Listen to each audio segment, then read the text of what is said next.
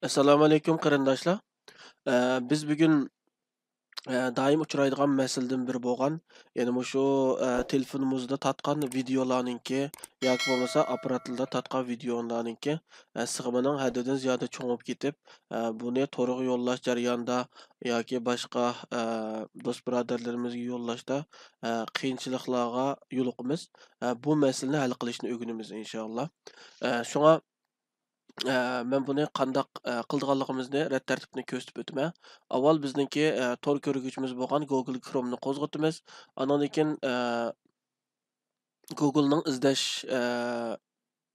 rayoniga bu yerga yozgan xitimiz mana Handbrake. Mana yozib bo'lg'ichlam chiqdi. Mana buning o'zincha degan chog'da yozamiz. Yozgandan keyin bu bizningki videoni preslash programmamiz. Buni men bosgandan keyin buningki bekitiga opirdim meni. Bu bekatdan degan chog'da mana qarasanglar, mana bu yerda tushirish knopkasi bor. Endi buni tushirgan chog'da agar sizlarningki masalan Alma kompyuter yoki Linux bo'lib qolib qolsa, boshqa holatda tushirish nimasi bor. Shuni men tushirganda men bu yerda o'zimga lozimlik bo'lgan Windows nusxasini buni bosish orqali tushirdim. Mana nihoyat tez suratda 12 megabaytlik bir narsa nihoyat tez suratda tushib bo'ldi bu. Mana tushib bo'lgandan keyin deganda buni mushak ismini shunday besishimizga buningki qachilash nimasi oldimizga keldi. Hozir mendan izin istayotidi. Evet dedim.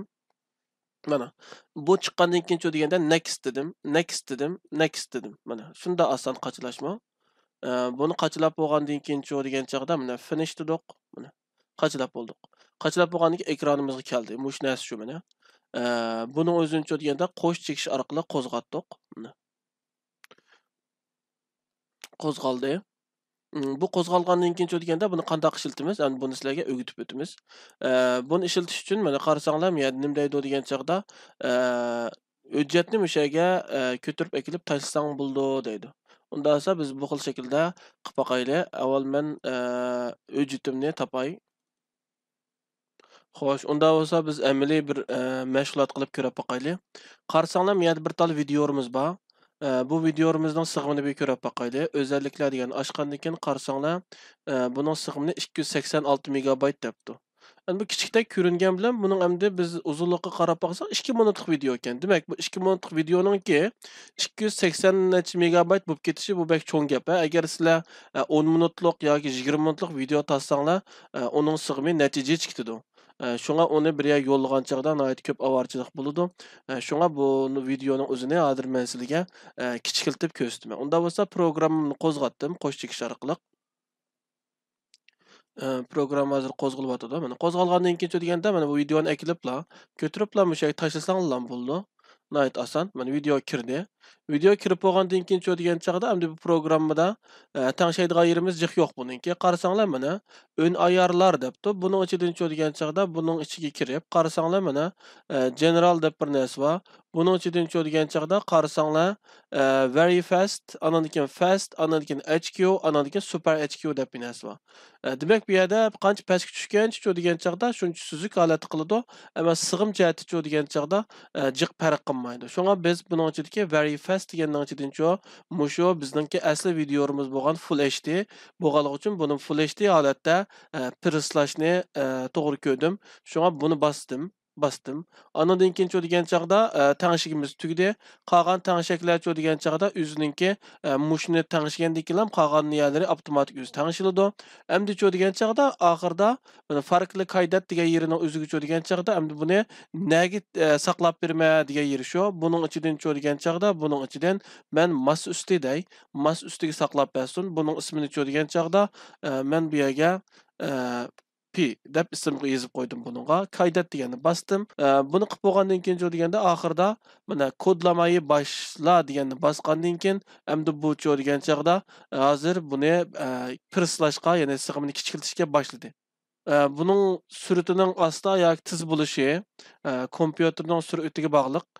Bo'lsa mushu mashg'ulot bulayotgan jarayonda kompyuterda boshqa mashg'ulot qilmasanglar yaxshi. Agar boshqa mashg'ulot qilsanglar degan chog'da kompyuterningki sur'ati texim aslab ketadi. Balkim mavu prislash degan chog'da mag'lub bo'lishim mumkin. Shunga buning o'zi kompyuter ozroq besim olib keladigan bir ish.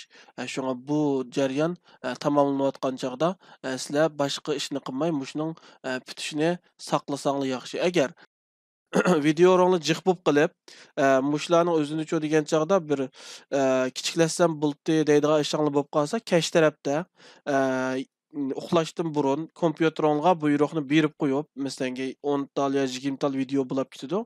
Ash videolarni qig'il bo'ldi, ashta rad tartibga tiziblam akirib qo'yib, buyruqni berib qo'ysanglar, balkim necha soat davomlashib, mushkul shaklda sizlarga buni prislab qilib berdi. Mana presslab bo'ldi. Presslab bo'lgandan keyin degan chog'da biz buningki qanchalik kichkiltirildi ko'rib boqaylik. Mana bu bizniki presslab bo'lgandan keyingi video, mana presslashning oldidagi video. Unda bo'lsa buni sig'ima qarab boqaylik. 10 knopkasini chekdik. Özellikler degani bosdik. Qarasanglar mana 98 megabaytga tushiribdi. Ya'ni 200 megabaytlik videoni-chu, 280 megabaytlik videoni-chu 98 megabaytga kichkiltib beribdi. Bu bir yaxshi bir ahvol. Agar sizlarningki video'ringlar qancha sig'imi cho'ng bo'lsa, uni kichkiltishi nisbati shuncha yaxshi bo'ldi. Mani normal holatda kichkiltibdi. Mush orqali sizlar bu videoningki sig'imni kichkilta olasizlar. Bu xil orqali preslashni o'rganib olgandan keyin degan chog'da agar video montaj qiladigan yoki bo'lmasa shundaq videoga munosabatlik ish qiladigan bo'lib qolsanglar degan chog'da videolarni kichkiltishda qiynalmaysizlar. Oxirida shu kanalimizga obuna bo'lishni unutmanglar. Manglarga Allohga emanet.